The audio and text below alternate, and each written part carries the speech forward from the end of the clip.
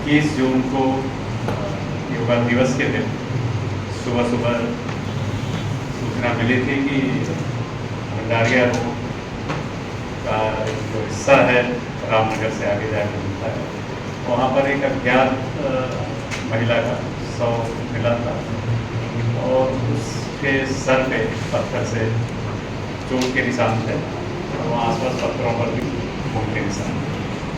घटनास्थल पर मैं भी गया था, साथ ही मेरे साथ additional SP city Mahendra Tandekar, CSP अभिनव, PI कोतवाली और FSL की टीम भी मौके पर पहुंची। घटनास्थल को देखने के बाद वहाँ पर बियर की बोतल, एक पन्नी जो देसी शराब की होती है वो, और कुछ वहाँ पे मृतिका का मोबाइल, इसकी स्कूटी भी मौके पर। तत्समय मृतिका अज्ञात थी। बाद में जब आसपास के लोग वहाँ पर आए तो उसकी पहचान न पाया गया, क्योंकि अज्ञात था पूरे मामला। और उस मामले को लेके सबसे पहले हम लोगों का चैलेंज था कि घटना कितने बजे हुई, कैसे हुई। इसको लेके जितने हमारे पास CCTV फुटेजेज और अन्य एविडेंस थे, उसके आधार पर ये बहुत बड़ा एक टास्क था कि ये इस्टेब्लिश किया जाए कि कितने बजे उसके साथ एक्चुअल घटना हुई और कहाँ कहाँ वो महिला शाम को देखी।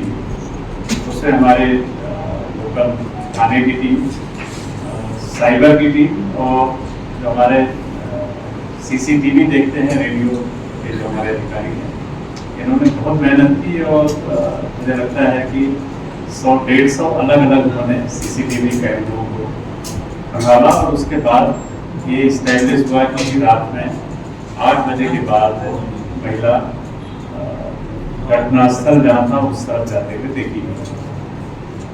एक स्कूटी भी देखी गई, साथ में एक ऑटो भी देखा गया था, उसका भी बार बार आना जाना। अलग अलग टीमें हम लोगों ने बनाई, न केवल थाना कोतवाली बल्कि उसमें हमारे PSP के भी कुछ थे और बाहर के भी थानों के कुछ कर्मचारी और साइबर सेल भी।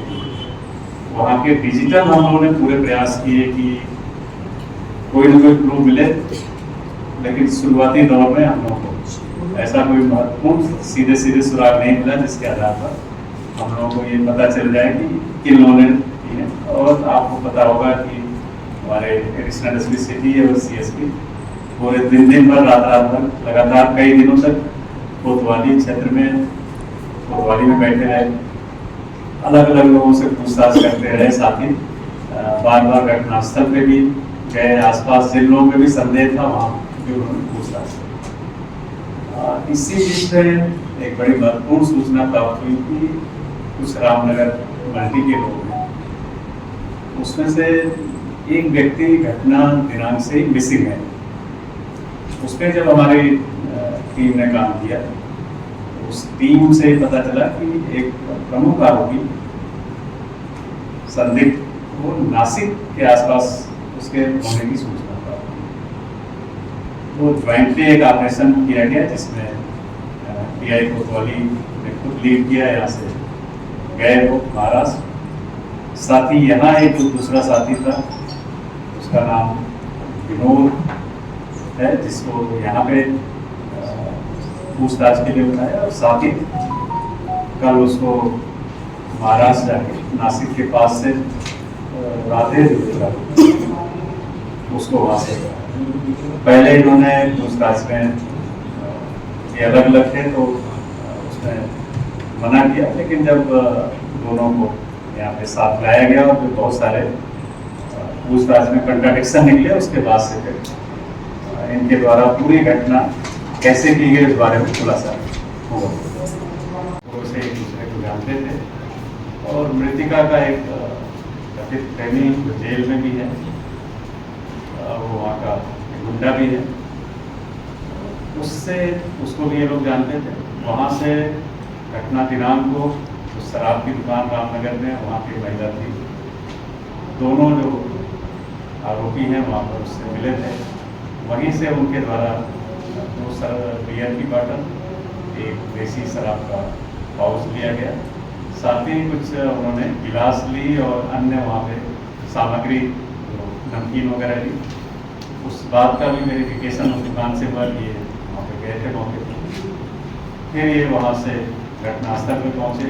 घटनास्थल पर साथ में इन्होंने बैठ के शराब का सेवन किया। उसके बाद इन्होंने उसके साथ संबंध बनाने का प्रयास किया। तो महिला द्वारा ये धमकी दी गई कि जो मेरा कथित प्रेमी है उसके द्वारा मैं खबर करूंगी और फिर तुम लोगों को आगे देख लूँगी। उसके बाद इनके द्वारा उस महिला को वहाँ पे पत्थर था, पत्थर से सर पे मारा गया। उसके साथ संबंध बनाने का उन्होंने प्रयास भी किया। फिर वो पैदल भाग के आ गए और रात में फिर 12 बजे के बाद फिर मौके पे पहुंचे और उन्होंने ये सुनिश्चित करने का प्रयास किया कि क्या महिला जिंदा है या मर गई है। वहाँ फिर उन्होंने वहाँ पे बड़े पत्थर को पड़े थे, उसका सर को दिया, उस पर पत्थर के बीच में मारा, जिसके कारण उसका मृत पहले भी हो गई थी और विवध तरीके से उसका चेहरा चोटिला हुआ। घटनास्थल पे इस तरह की घटना करने के बाद एक आरोपी यहीं पे था जो यहाँ की जानकारियाँ बताता रहता था, और दूसरा आरोपी घटना दिनांक की सुबह ही यहाँ से नासिक में एक डेरा था, डेरे पे पहुँच गया था। और वहाँ पे पुलिस ने एक मतलब से जानकारियाँ इकट्ठा की। उसकी जो बाइक थी उस पर खंडवा का जो MP 12 नंबर है, यहाँ का नंबर उस पर था। उसके आधार पर इन्होंने घेराबंदी करके आरोपी जो आरोपी प्रिंस विनोद है उस पर पूर्व में भी 3 अपराध थे। अभी 3 माह पूर्व ही वो बालिग भी हुआ है, झगड़े और मारपीट के अपराध। दूसरे आरोपी पे अभी पुलिस की जानकारी कोई उपलब्ध नहीं है। इस पूरे बहुत ही सनसनीखेज मामला था, आप सबने उसको देखा था। मैंने 2 दिन बाद ही उसमें 10,000 रुपये का इनाम भी घोषित किया था। मैं उस पूरी टीम जो हमारे additional SP city, CSP, PI कोतवाली, साइबर प्रभारी, रेडियो शाखा प्रभारी, अन्य थानों के हमारे कुछ कर्मचारी, DSP के कर्मचारी, इन लोगों ने बहुत ही महत्वपूर्ण भूमिका की है।